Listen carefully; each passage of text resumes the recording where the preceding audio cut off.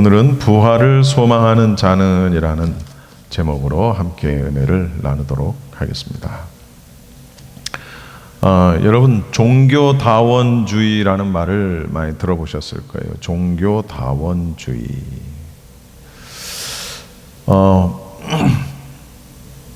마지막 우리가 이제 말세지말, 마지막 말세를 살아간다, 이런 표현을 우리가 많이 씁니다만은 이 마지막 말세를 살아가는 시대에 있어서 가장 어떻게 보면 사람들이 합리적이라고 생각하는 종교관이 바로 종교다원주의입니다. 이것은 다른 사람과 어떤 그 신앙과 관련된 대화를 나누려고 할 때도 어떤 종교의 다원화 혹은 혼합화, 이런 현상이 어느 정도 작용하고 있다는 것을 우리가 알게 됩니다.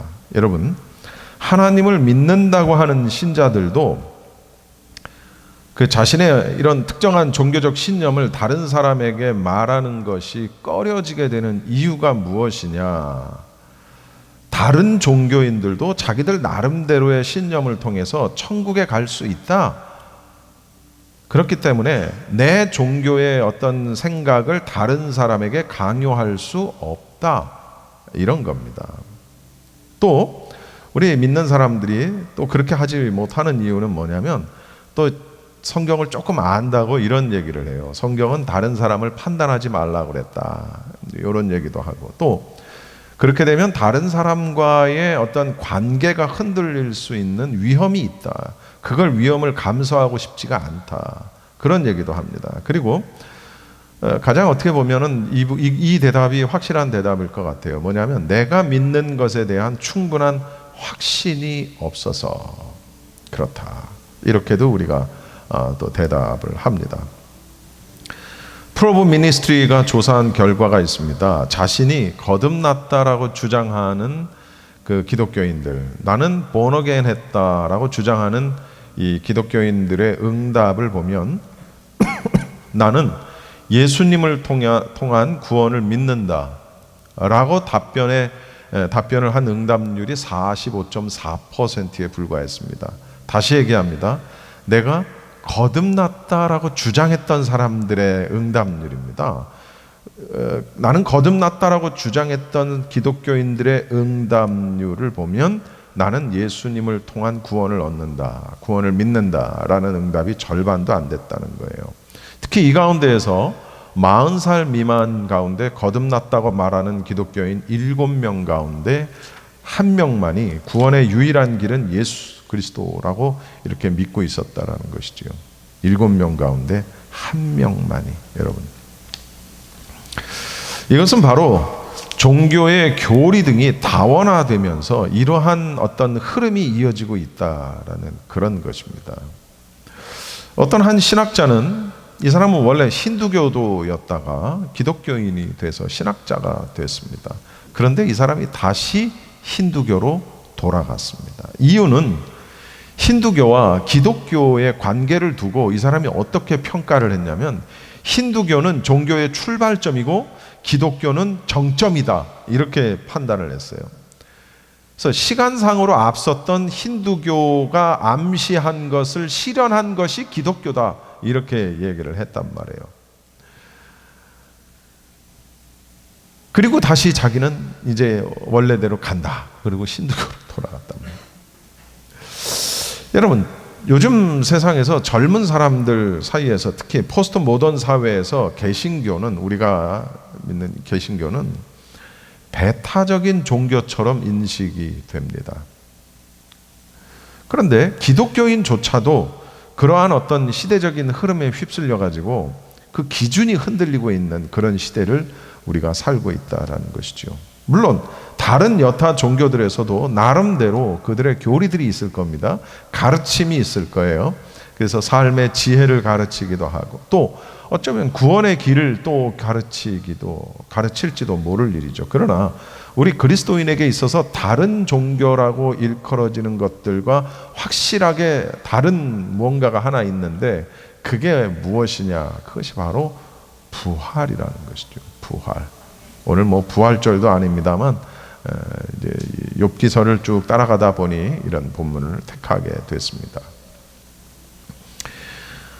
여러분, 그 어떤 종교에서도 부활을 말하지는 않아요. 그렇죠? 부활을 말하는 종교 여러분 들어보셨습니까? 그러나 이건 말하죠. 윤회.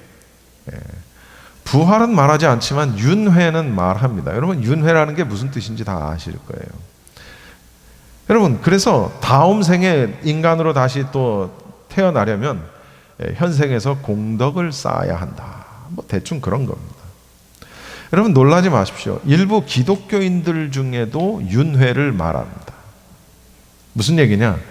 기독교 성경 안에도 윤회 사상이 있다라고 얘기하는 거예요. 그러면서 그 근거로 되는 구절이 이렇게 있습니다. 근데 그건 제가 말씀을 안 드릴게요. 혹시 여러분, 그런가? 이럴까봐, 또 미혹될까봐 제가 그거는 말씀을 안 드리겠습니다.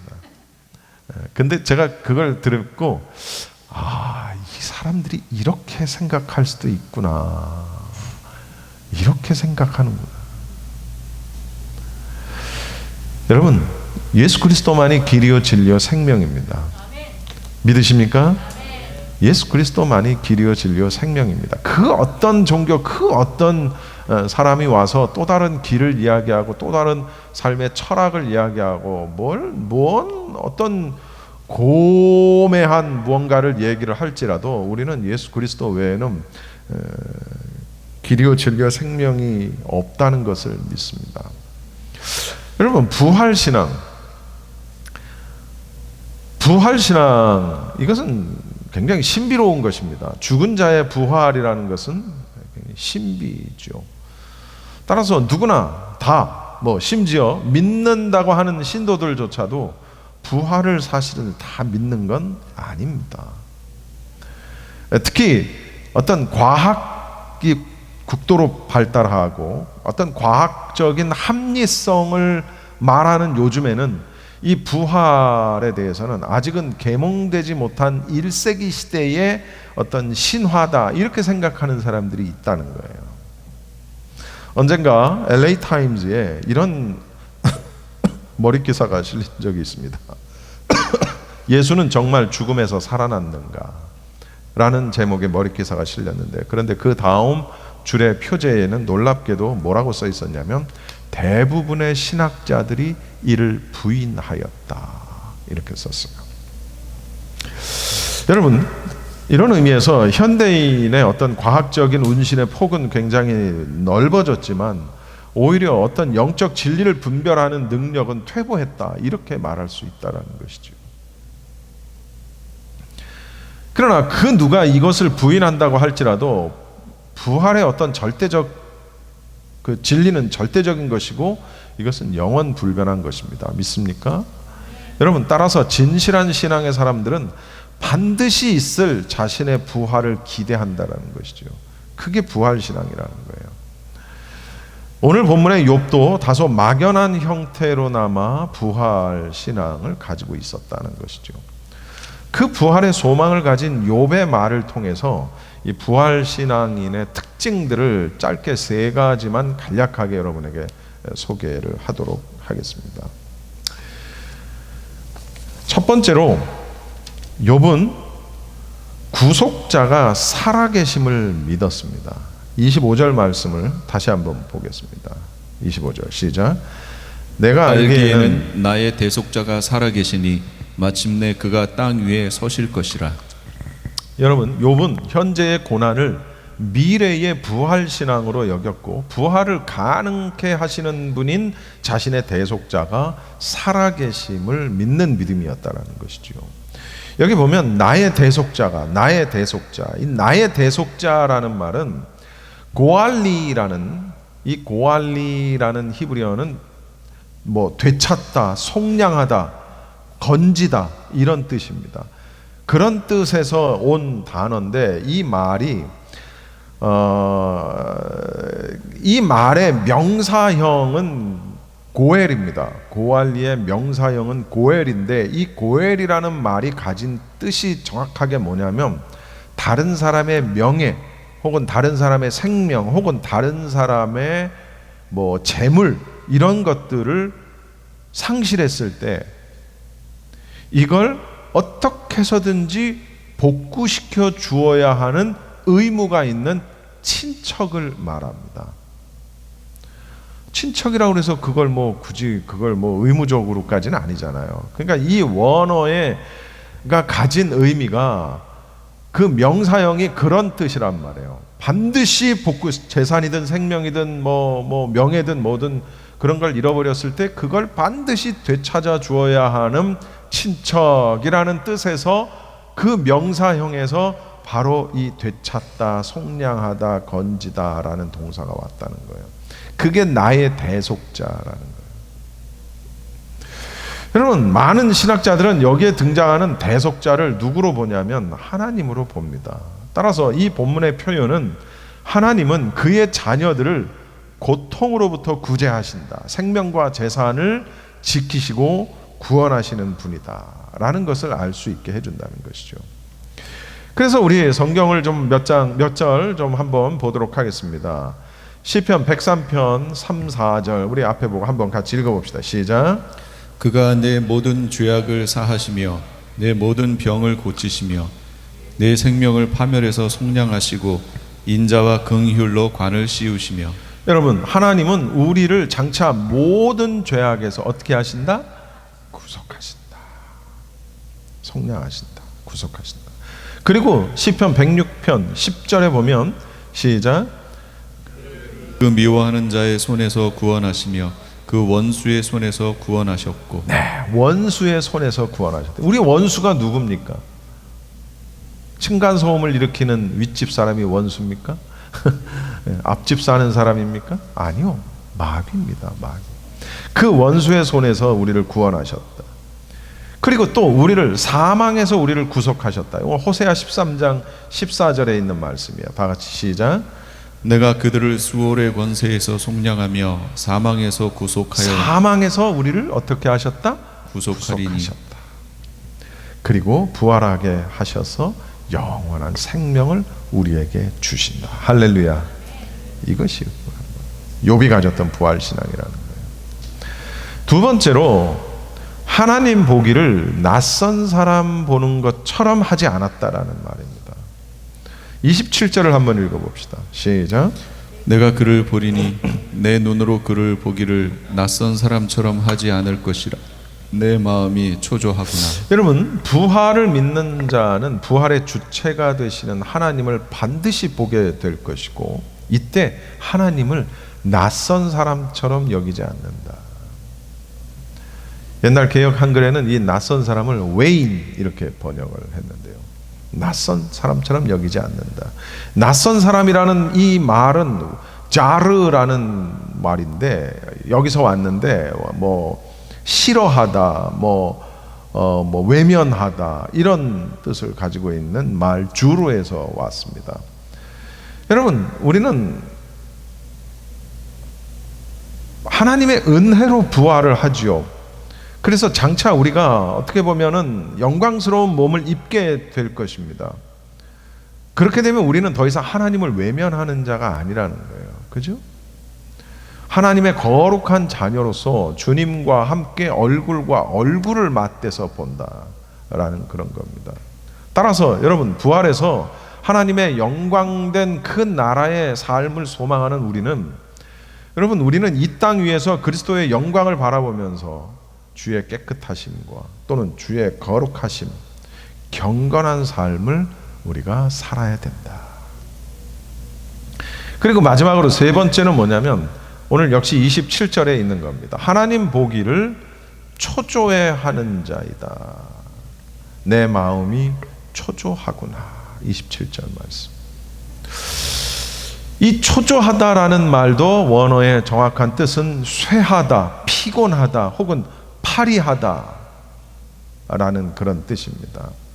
내 마음이 초조하다, 이렇게 여기선 우리 개역 한글에선 번역을 했지만 이게 킹 제임스 버전에서는 뭐라고 번역을 했냐면 내 신장이 내 안에서 타버린다.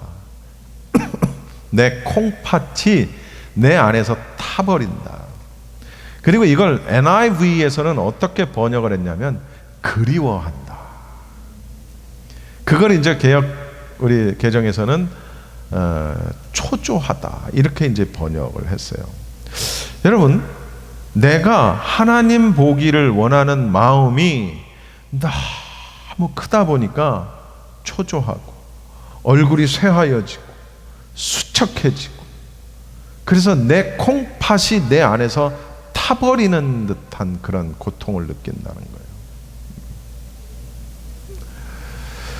여러분, 다윗도 하나님을 바람으로 인해서 자신의 눈이 쇠하였다라고 표현합니다. 시편 69편 3절을 한번 같이 읽어보겠습니다. 내가 부르짖음으로 피곤하여 나의 목이 마르며 나의 하나님을 바라서 나의 눈이 쇠하였나이다. 그리고 시편 42편 1절은 너무나도 유명한 말씀입니다. 하나님이여, 사슴이 시냇물을 찾기에 갈급함 같이 내 영혼이 주를 찾기에 갈급하니이다. 여러분, 우리는 목이 말라서 죽게 된 사슴이 마치 시냇물을 찾아 애쓰는 것처럼 하나님을 찾느냐라는 것이죠. 아멘 주 예수여 어서 오시옵소서. 그런 애타는 마음, 내 콩팥이 다 타버리는 듯한 그런 마음이 우리 가운데 있느냐라는 것이죠.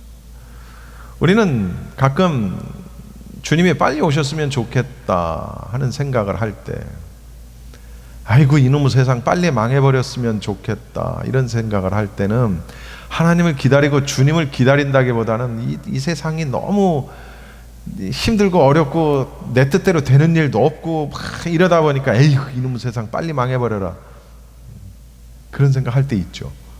그거하고 이거는 다른 얘기. 사슴이 시냇물을 찾기에 갈급함으로 내 영혼이 주를 찾는 갈급함이 아니라는 거예요. 그거는 아유 주님이 빨리 오셨으면 좋겠다, 에이 이게 아니라는 거예요. 예.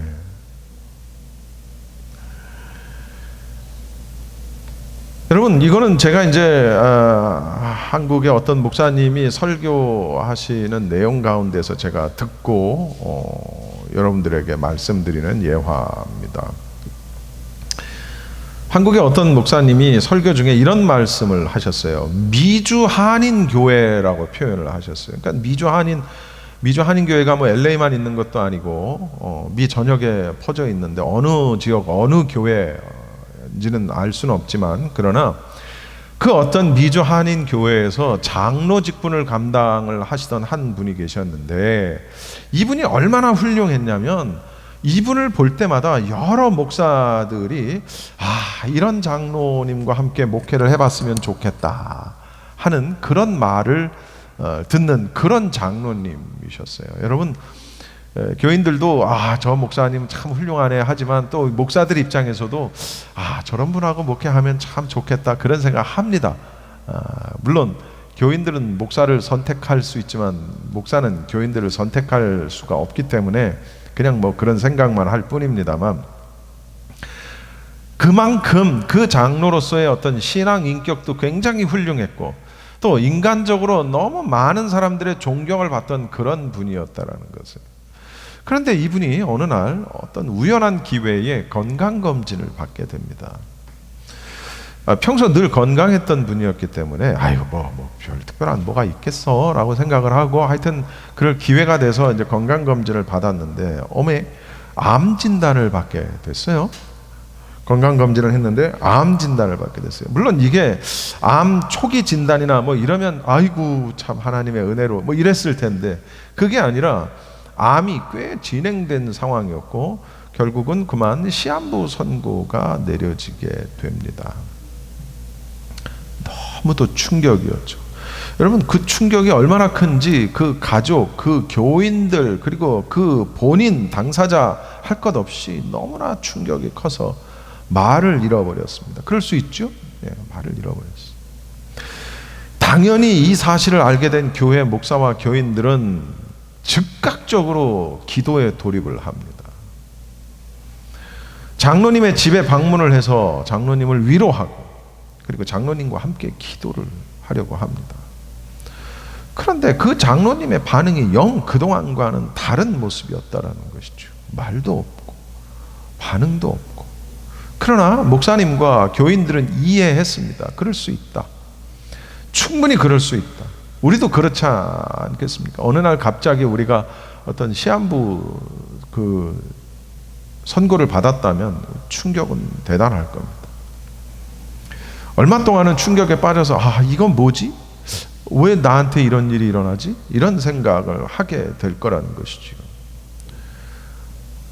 아무것도 할 수 없고 그냥 주저앉아 버릴 그럴 상황이었을 거라는 거예요. 그런데 장로님이 그런 반응이 시간이 어느 정도 지났는데도 변하지 않고 그대로였다라는 거예요.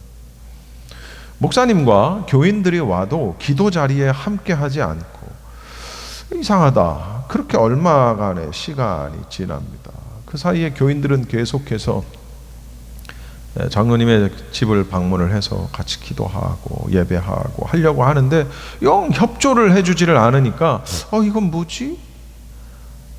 이러면서 이렇게 좀 어수선해지기 시작을 했고, 이게 참 가기도 안 가기도 뭐한 애매한 상황이 계속 이어지게 됩니다.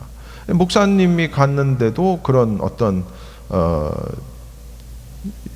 사태가 계속 진행이 되는 거예요. 이런저런 대화를 나눠보려고 해도 심지어 목사가 갔는데도 이게 대화가 되지를 않는 겁니다. 어느 날 이 목사님은 이거 이렇게 해서는 안 되겠다라는 판단을 하고 단단히 마음을 먹고 찾아갑니다. 그리고 예수 그리스도에 대해서 전하기 시작했습니다. 여러분, 이미 다 아는 얘기들이죠. 장로 정도까지 되면 그런 교리를 모를 리가 없는, 그냥 예수 그리스도를 영접하지 않았던 사람들에게나 전할 법한 구원의 서정을 쫙 얘기하기 시작하는 거예요. 장로님, 예수 그리스도를 믿어야 합니다. 예수 그리스도께서 십자가를 지시고 우리를 위해 돌아가시고 우리의 질고를 지고 돌아가시고, 우리는 예수 그리스도를 영접하고 믿을 때만이 우리가 구원을 얻을 수 있고, 돌아 누워 있는 장로님 등 뒤에다 대고 목사님이 계속 듣든지 말든지, 어느 날 또 역시 그렇게 말을 하고 있는 목사님에게 등을 지고 누워있던 이 장로님이 어느 날은 벌떡 일어나서 앉더니 뭐라고 얘기했냐면, 예수고 뭐고 다 귀찮소! 이러면서 소리를 버럭 지르더라고요. 예수고 뭐고 다 귀찮소! 그리고서는 누웠는데 그대로 세상을 떠나고 말았어요. 그대로. 예수고 뭐고 다 귀찮소. 그리고 다시 누웠는데 그대로 영혼이 떠나가 버렸어요. 여러분, 아까도 얘기했지만 미주 어느 지역이고 어느 교회고 어느 장로 이야기인지는 모르지만 실제로 있었던 이야기라는 것입니다. 그 장로보다 나이가 더 젊은 그 젊은 목사님은 그야말로 충격에 빠져서 헤어나오지를 못할 지경이 돼버렸어요. 여러분, 자신의 목회에 대한 비관에 빠져버리고 말았어요. 목사가. 이해하시겠죠? 내가 지금까지 뭘 했나? 내가 섬기는, 내가 목회하는 교회의 장로가 예수고 뭐고 다 귀찮소! 소리 한번 지르더니 그대로 그 영혼이 떠나버리는, 그걸 눈앞에서 본 그 목사는 충격에 빠져서 내가 지금 여태까지 뭘 했지? 여러분, 저는 같은 목회자여 설교자로서 이 목사님의 마음이 1000% 공감이 갑니다. 여러분, 저는 15년 가까운 세월을 목회를 하면서, 물론 제가 많은 교인을 상대해 본 그런 목사는 아니지만, 그러나 교인들의 말과 행동, 또 여러 가지 선택, 여러 가지 이런 것들을 보면서 저는 내가 지금 뭘 하고 있나 할 때가 참 많습니다. 솔직히 15년, 내년이면 15년인데 무슨 일인들 없었겠어요. 교인들이 얼마 없다고 그래서 얼마 없는 일들이 벌어지는 게 아니에요. 정말 저는 이 노트북을 덮어버리고 강단을 뛰쳐나가고 싶은 마음을 가진 때가 얼마나 많았는지 몰라요. 정말 그 유혹을 견뎌내는 것도 저는 강단 위에서 일이었어요. 솔직히. 내가 뭘 한 거지? 여러분, 이 얘기는 뭐에 대해서인지는 누구에게도 말하지 못합니다. 제가 보는 앞에서 교인들이 싸우고 나가고, 여러분 그런 걸 목회자가 한번 보십시오. 내가 지금 뭐 하고 있는 거지? 여러분, 아마 이 돌아가신 이 장로님은 어쩌면 이런 생각을 했을지도 몰라요. 뭐냐면, 내가 얼마나 훌륭하게 이 맡은 직분을 정말 열심히 잘 감당했는데, 내가 목사를 도와서 얼마나 교회를 잘 섬겼는데, 내가 이런 병에 걸리다니. 내가 얼마나 열심히 한 거, 내가 물질적으로, 몸으로 목사를 도와서 얼마나 성도들을 섬기면서 얼마나 열심히 했는데 나한테 이런 일이 생길 수가 있어. 하나님 살아계신 거 맞아? 만약에 하나님이 살아계시다면 나한테 이러실 수는 없지. 적어도 나한테는 이럴 수는 없지. 어쩌면 이런 생각을 했을 수 있다는 거예요. 전 그냥 제 추측입니다. 다른 걸 생각할 뭐가 없어요. 제가 아무리 생각을 해봐도.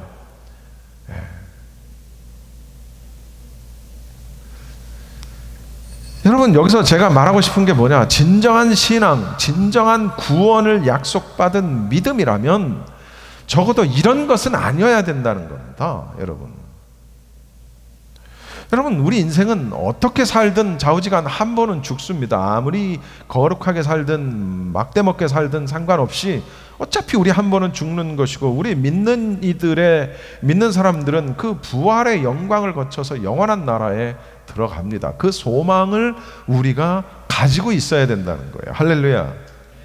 여러분, 만일 부활이 없다면 우리의 믿음은 헛것이다. 고린도전서에 보면, 성경 한 번만 읽어봅시다. 고린도전서 15장 14절에 한번 읽어봅시다. 시작. 그리스도께서 만일 다시 살아나지 못하셨으면 우리가 전파하는 것도 헛것이요 또 너희 믿음도 헛것이며. 여러분, 예수 그리스도께서 부활의 첫 열매가 되셨고 우리도 장차 부활할 거라는 거예요. 따라서 불쌍한 인생은 부활과 그 이후의 삶도 깨닫지 못하고 이 세상이 전부인 양 살아간다는 것이죠. 전부인 양 살아간다는 것이죠. 흔히 부활신앙은 여러분 신약적인 사상, 생각, 신앙이라고만 생각합니다. 왜냐하면 부활은 예수님께서 강조하셨고 초대교회에 전파되었던 복음의 핵심이 부활이었기 때문에 그래요. 그러나 놀라운 것은 구약시대 성도였던 이 욥도 바로 이 부활에 대한 구체적인 확신을 가지고 있었다라는 것이죠. 오늘 본문에 보면 욥은 자신의 고난이 악인이 받는 고난과는 근본적으로 다른 것이다라는 것을 주장을 하면서 하나님을 절대적으로 신뢰하고 있다라는 것입니다. 여러분, 우리 중에 아무리 고난을 당하고 인생이 힘들어도 여러분, 욥만큼 고난당하고 힘들 인생이 우리 가운데 얼마나 있습니까? 물론 우리는 각자 나름대로 힘든 인생을 다 소화해내고 있는 건 맞지만, 그러나 우리가 욥처럼 힘든 사람이 우리 가운데 얼마나 있을까요? 뭐 그만큼 힘든 사람도 어딘가에는 있을 수 있지만 일반적인 경우를 제가 얘기하는 겁니다. 그렇지만 욥은 하나님을 그런 상황 속에서도 절대적으로 신뢰하고 있기 때문에 이 고난과 고통 속에서 자신을 구원할 구속자가 살아계시고, 그리고 현재 자신의 고난으로 인해서 죽어 육체가 썩어질지라도 다시 그 구속자로 인해서 육체 밖에서, 즉 현재의 육체와는 다른 부활체를 입고 하나님을 뵙게 되리라라는 매우 놀라운 부활신앙을 가지고 있다는 거예요. 육체 밖이라는 건 뭐겠어요, 여러분? 육체는 한번 죽으면 썩어져서 없어지는 것이고, 육체 밖에서 다른 부활체를 입고 하나님을 뵙게 되리라. 이게 욥이 가졌던 놀라운 부활신앙이라는 것이죠. 여러분, 교회 안에 팽배한 가짜 복음 가운데 대표적인 게 뭔지 아십니까? 하나님은 우리가 행복하기를 원하시고 우리가 부자 되기를 원하신다. 이게 가짜 복음이라는 거예요. 물론 여기서 제가 말하는 행복과 부자의 개념이라는 것은 세상적인 개념을 말하는 것입니다. 하나님은 우리가 복 받기를 원하십니다. 하나님은 우리가 부자 되기를 원하세요. 그러나 그것이 세상적인 행복과 세상적인 부가 아니라는 거예요. 그러니까 교회 안에 가짜 복음이라는 건 뭐냐? 세상적으로 행복한 거, 세상적으로 부유한 거, 그걸 하나님이 원하셔. 그건 가짜 복음이라는 거예요. 하나님께서 우리에게 원하시는 거는 거룩. 내가 거룩하니 너희도 거룩하라. 하나님이 우리에게 원하시는 것은 우리의 거룩함입니다. 여러분, 이 세상에서의 행복에 집착하기보다는 영원한 내세를 소망하면서 경건 생활에 힘쓰는 게 오늘 우리가 해야 할 일이라는 것입니다. 그것이 바로 오늘을 사는 우리들이 해야 할 첫 번째 우선순위고 삶의 중심이라는 거예요. 여러분, 우선순위와 삶의 중심은 동격입니다. 같은 얘기입니다. 우선순위와 삶의 중심을 어떻게 해야 되느냐? 어떻게 사는 것이 그런 것이냐? 모든 것의 우선과 중심을 하나님 말씀 예배에다가 두는 거예요. 그리고 난 다음에 나중에 이제 그 다음 걸 여기는 거, 생각하는 게 바로 우선순위고 중심이라는 거예요. 근데 우린 그렇게 하지 않아요. 다른 걸 먼저 한 다음에 남는 시간에 예배하고, 다른 걸 먼저 한 다음에 남는 시간에 말씀을 읽고, 그리고 시간이 남지 않으면 아우 시간이 없어서, 시간이 많지 않아서, 그렇게 핑계를 대는 거예요.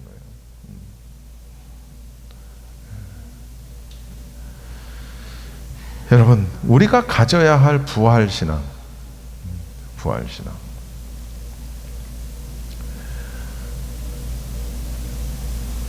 아까도 얘기했지만 만약에 부활이 없다면, 여러분, 부활이 없다면 지금 제가 설교하는 것도 헛것이고, 제 설교를 듣고 있는 여러분도 헛것이고, 여러분이 가지고 있다고 믿는 믿음도 다 헛것이라는 거예요. 뭐가 없다면? 부활이 없다면. 여러분, 제가 얼마나 똑똑하기에 여러분에게 앞에 서서 설교하겠습니까? 제가 가지고 있는 지식이 얼마나 많길래 여러분 앞에서 뭐 이렇게 떠들고 있겠습니까? 사실 성격적으로 보나, 지식적으로 보나, 외모적으로 보나 여러분이 저보다 훨씬 더 훌륭하지요.